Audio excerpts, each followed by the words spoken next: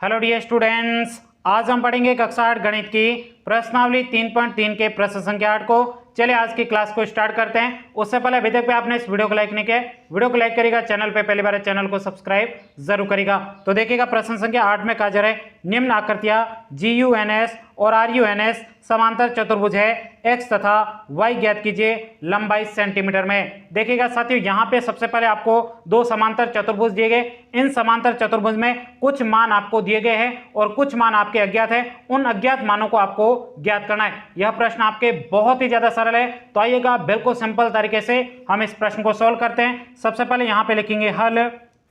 अब यहाँ पे हम पहली आकृति को सोल्व कर रहे हैं, ये आकृति दूसरी है, इसमें भी आपको x और y के मान निकालने। तो ध्यान से देखो, पहली आकृति में आप देखोगे तो सबसे पहले इस आकृति के प्रश्नों को सोल्व करने के लिए सिर्फ आपको एक ही परिभाषा पता होनी चाहिए। परिभाषा मैंने आपको पहले भी बता रखी है कि समांतर चतुर्भुज में सम्मुख भुजाएं बराबर होती है। यदि आपको ये परिभाषा पता है तो आप इस आकृति के x और y को बहुत ही सिंपल तरीके से निकाल सकते हो। अब ध्यान से देखो, यहाँ पे ये भुजा है, इस भुजा के बराबर ये कौन सी होगी? सम्मुख भुजा है, तो सम्मुख भुजा आपके बराबर में होती है। ये 26 है तो ये 3y-1 है, ये भी आपके क्या होगा? 26 होगा। यहां से आपके y का मान निकल जाएगा और यहां पर इस भुजा के और ये भुजा, ये दोनों भुजाएं कैसी है? सम्मुख भुजा है। यहां से आपके x का मान निकल जाएगा। तो यहां पे सबसे पहले हम लिखते हैं 3x बराबर आपके 18 है। क्यों है बराबर? तो यहां पे ये दोनों भुजाएं कैसी है?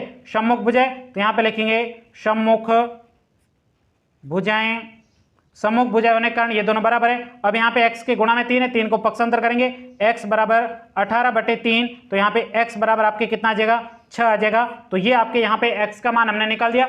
अब इसी प्रकार से आपको y का मान निकालना बहुत ही सिंपल है। ये भुजा और ये भुजा क्या है? सम्मुख भुजा है। सम्मुख भुजा आपस में क्या होती है? बराबर होती है। तो इन दोनों को बराबर कर दीजिएगा। तो यहाँ पे लिखेंगे 3y-1 बराबर आपके क्या हो जाएगा? 26 हो जाएगा, क्योंकि ये दोनों भुजा कैसी है? सम्मुख भुजा है। तो यहाँ पे आपको कोष्टक में लिख देना है सम्मुख भुजाएं, सम्मुख भुजाएं। सम्मुख भुजाएं होने के कारण ये दोनों बराबर है। अब यहाँ पे देखो, एक इधर माइनस में पक्षांतर करके उधर लाओ, 3y बराबर यहाँ पे 26 + 1, तो यहाँ पे हो जाएगा 3y बराबर आपके 27 हो जाएगा। अब यहाँ पे y के गुणा में 3 है, 3 को पक्षांतर करो, y बराबर 27 बटे यहाँ पे गुणा में था, इधर भाग में आ जाएगा, तो y बराबर आपके आ जाएगा 9। तो यहाँ पे हमने पहले प्रश्न के x और y दोनों के मान निकाल दिए। अब यहाँ पे आपको दूसरा डायग्राम दिया गया, इसमें भी आपको x और y के मान निकालने। तो आइएगा बिल्कुल सिंपल तरीके से हम इसको सोल्व कर देते हैं। यहाँ पे इसको नेक्स्ट पेज में सोल्व कर देता हूँ, यहाँ पे जगह नहीं है, तो यहाँ पे लिखेंगे ये आपके हो जाएगा सेकेंड प्रश्न।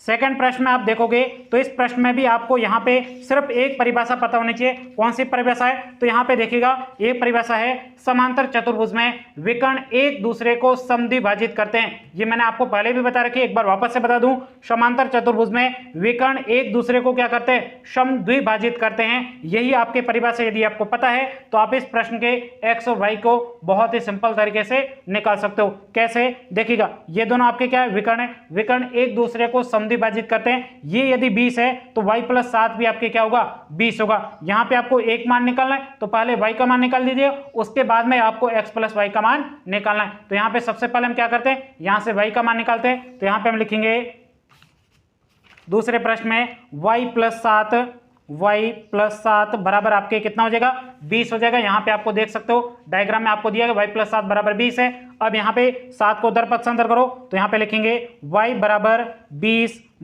7। तो यहाँ पे क्या हो जाएगा? y बराबर आपके कितना प्राप्त हो जाएगा? 13 प्राप्त हो जाएगा। अब यहाँ पे ये क्या है? y + 7 बराबर 20 क्यों है? तो इसका कारण भी लिख देना है। क्यों? कारण क्या है? आपके विकर्ण एक दूसरे को समद्विभाजित करते हैं। तो यहाँ पे लिखेंगे विकर्ण एक दूसरे को समद्विभाजित करते। क्या करते हैं? समद्विभाजित